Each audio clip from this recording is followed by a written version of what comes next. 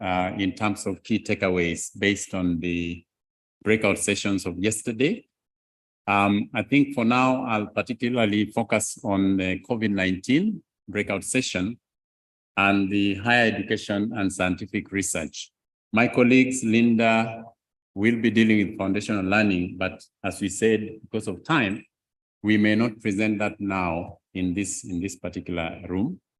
And also we have other colleagues dealing with the technical and vocational skills development, but you'll get those in your mailboxes.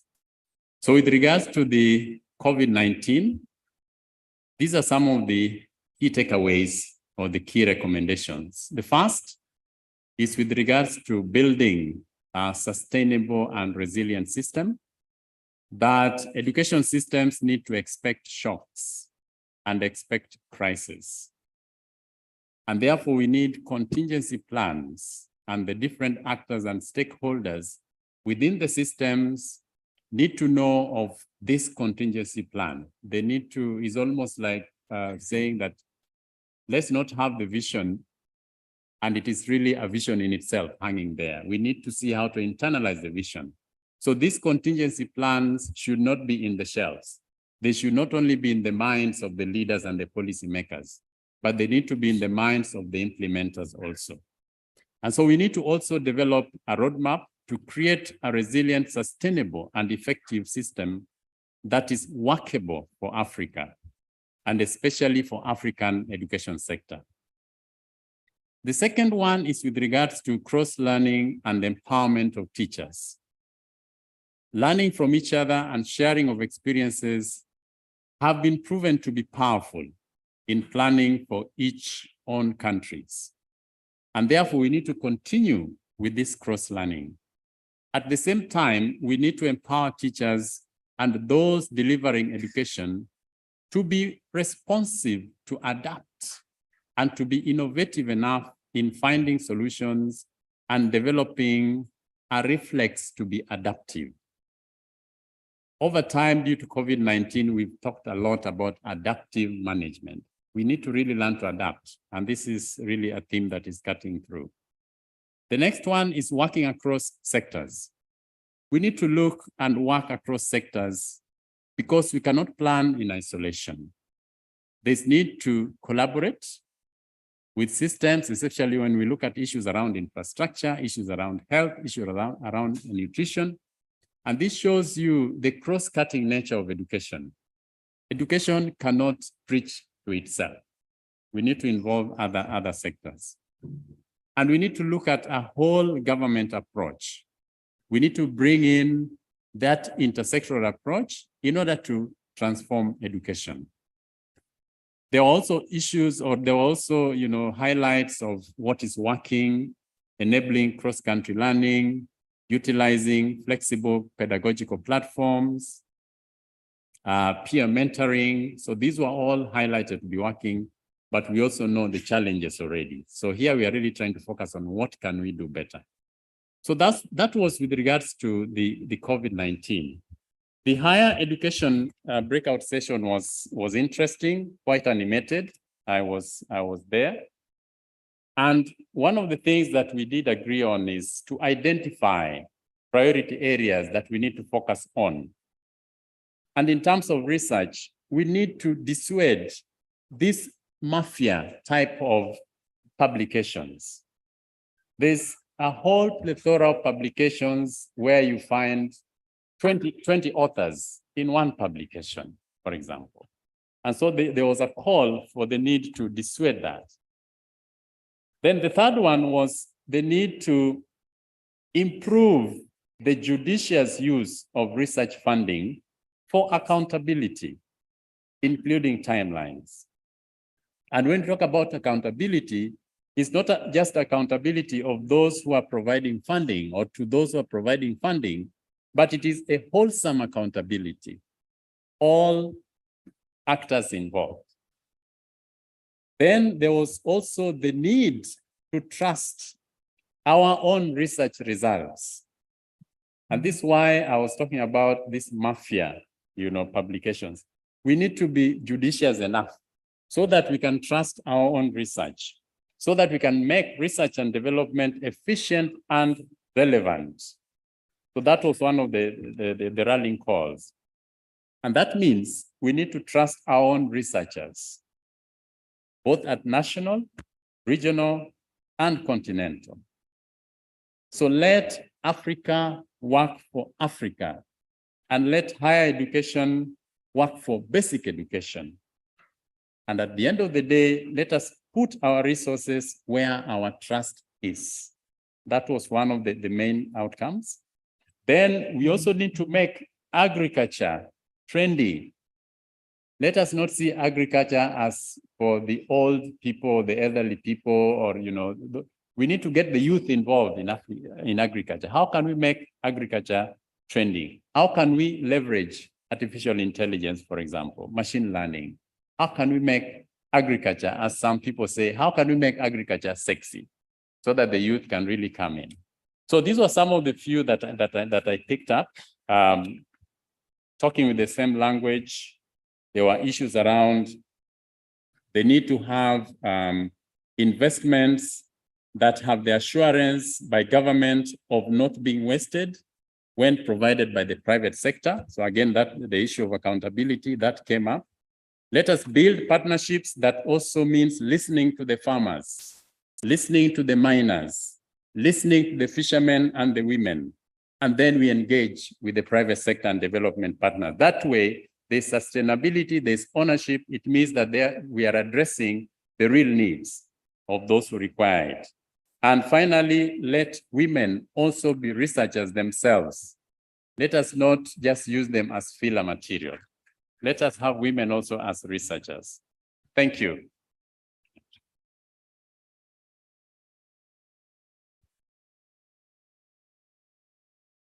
Actually, I think you realized yesterday when I was looking at the number of ministers around, you could tell there's a progress, incredible progress. I was surprised nobody has actually mentioned it during the discussion, but more than 90% of ministers present are female, which is also a great success that we could actually implement. Yeah. Thank you. Thank you, Shem. Thank you for introduction. As I said, we'll have a comprehensive reports on yesterday sessions. So this time, I want to invite my colleague Hendrina Doroba. She's the division manager at the African Development Bank in charge of education. She's going to present the highlights, the key highlight of the cross-cutting issues. As you know, we have 4 of them. Actually, there are 3, and then 1 session that is going to be sharing the accelerator program. And those actually cross-cutting issues include the data challenge. I think, as you recall yesterday, the issue of data has been coming up in the discussion.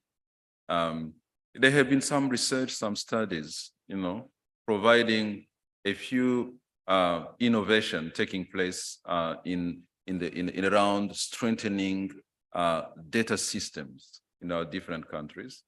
And as we talk about research, it's all about data, getting accurate data. So this is one of the area that, and then of course the issue of access and equity, as we all know, and especially around COVID-19, and last not least, the issue of using technology in education. Let me give my colleague Doroba so that she can take us through the key element of this cross-cutting session. Thank you.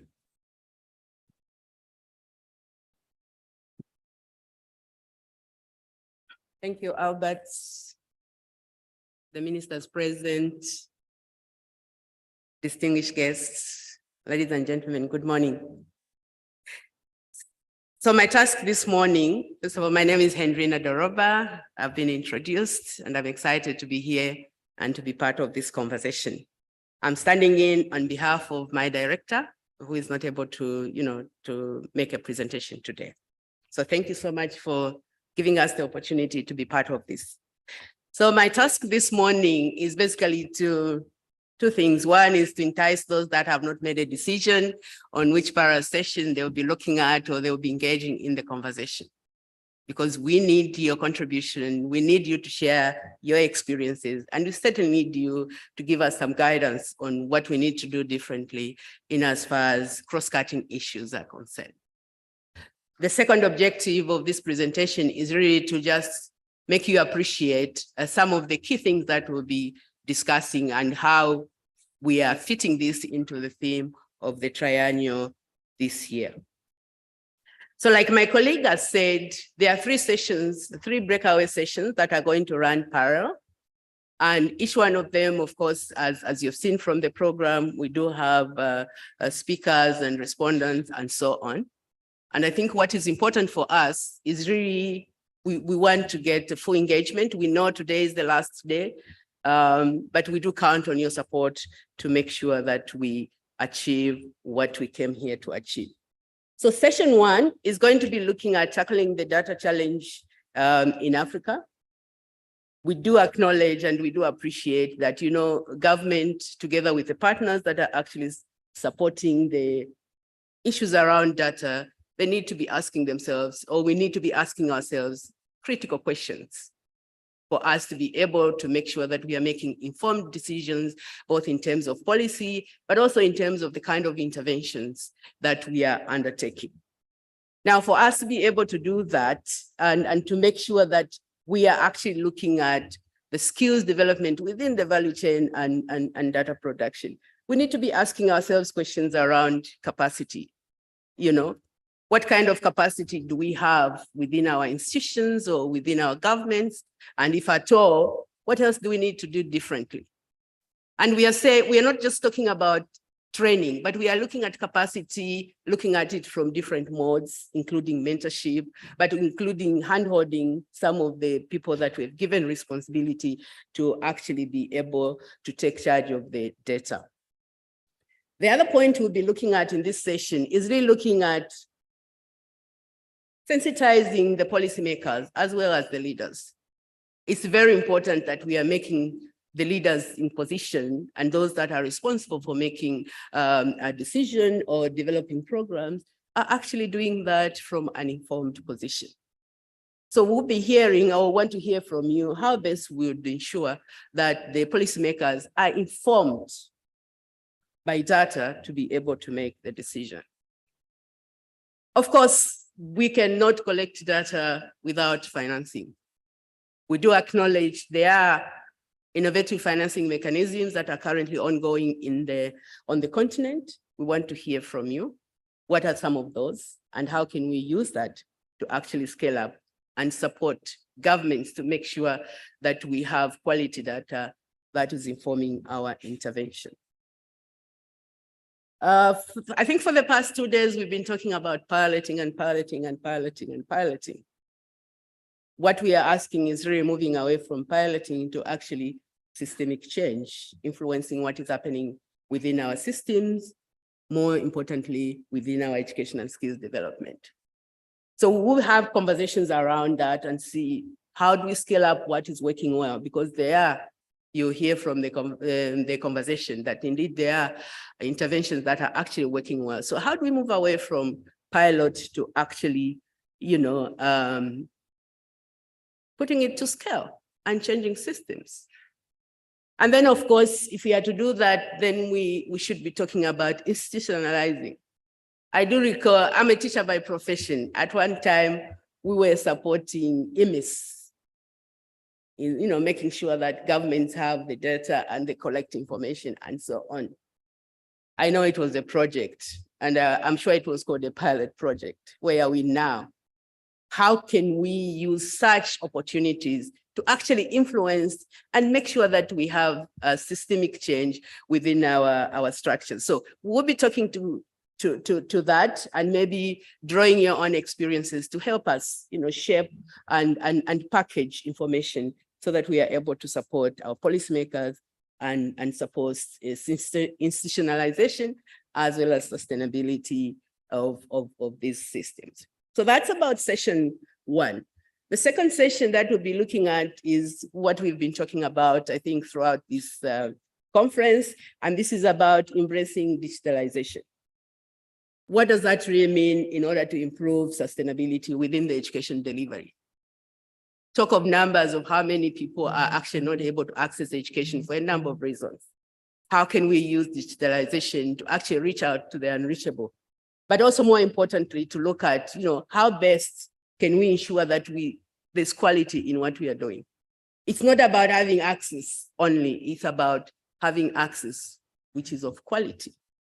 Otherwise, it will be a waste of time.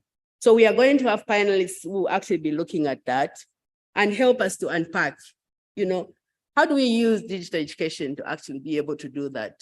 Reach out, but also be able to maintain the quality that we are looking at.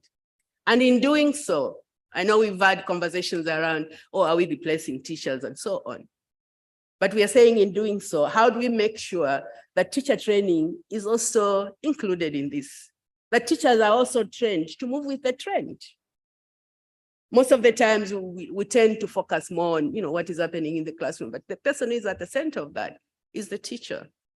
So we'll be having conversation around that. How do we make this educate in a way that we actually empower the teachers to be able to lead and be part of the change process that we are going to, to undertake. And in doing that, of course, there are issues about context. We are all coming from different contexts. So with that vision of EduTech, how do we then accommodate the different contexts in which we as a continent are operating? And at the same time, making sure that we contribute to reaching out to the unreachable, but also maintaining quality. In doing so, of course, we do know that there are partners who are experts in this area.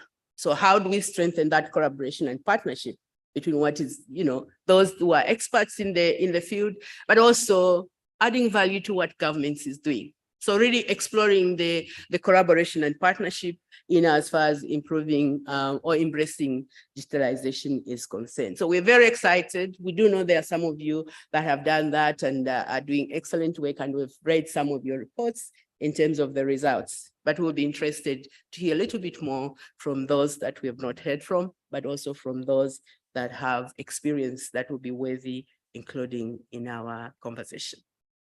And then lastly, but not the least, we'll be looking at improving access and equity in education and training for the vulnerable population. Of course, this is slightly linked on, how we use EduTech to do that. But we are going to have a session that is going to be looking at, we do have the vulnerable within our communities. Let's not get excited of what is happening within those that we are able to reach. What about those unreachable? Who is doing what? How do we work together to make sure that education as a right is actually fulfilled? Many a times we want to go to the soft places because we can easily access.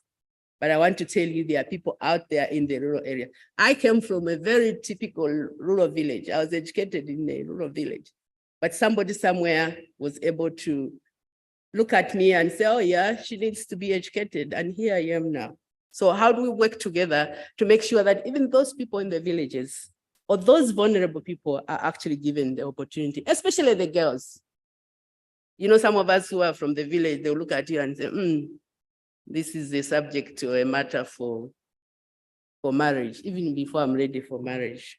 So give me the opportunity to be educated and give me the chance to contribute to economic transformation.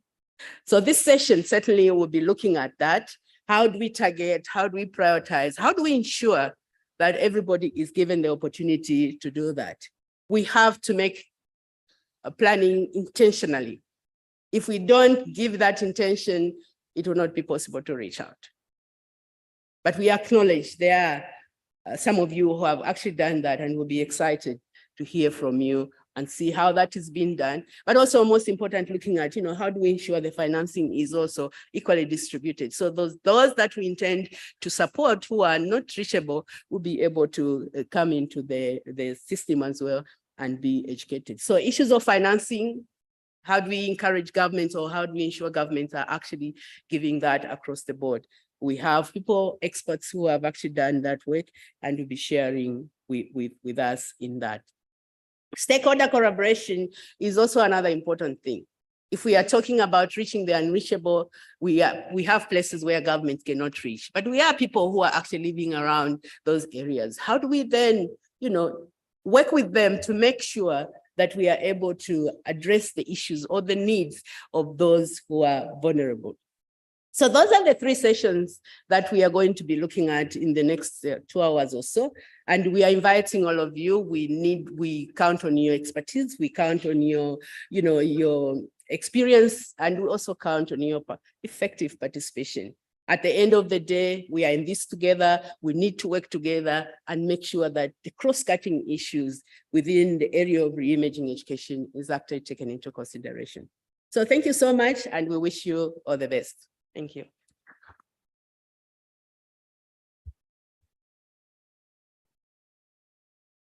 Thank you. Thank you, Andrina.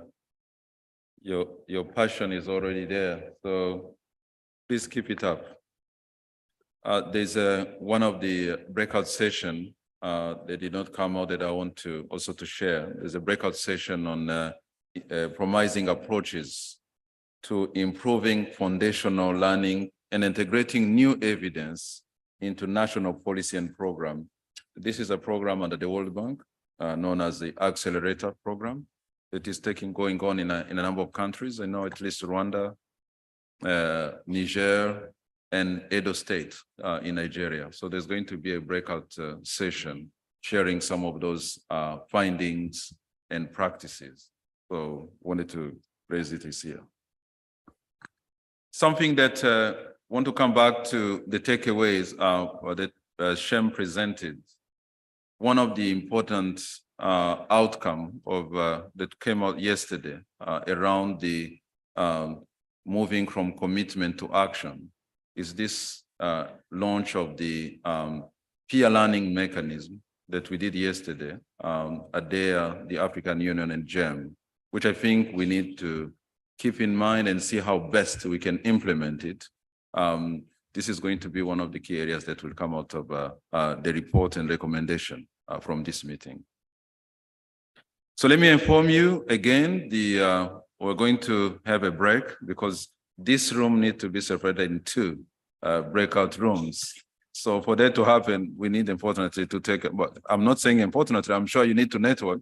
So we're going to have a break of about 35, 40 minutes for the technicians to be able to work out this and allow this. So just to recall, data challenge is going to take place in Chamarel 2. The digitalization is Chamarel 3. Access and equity is Chamarel 4. And accelerating foundational learning is Chamarel 1. I would like to insist, let's make sure that we come back on time. As you know, our biggest enemy is time. Let's make sure that we don't really lose again time so that we can complete our day appropriately. I know some of you are leaving later today and we want to hear from you. I will also want to encourage moderators to make sure these sessions are more interactive. Whoever is going to make presentation, just shorten it as much as possible to allow people to speak out. This is really what we are looking for as a learning platform. Let's make sure we allow as many people as possible to speak out. All right, so let's take a quick break as the room is getting actually split, and then you can come back and go to any of those 4 breakout sessions. Thank you again.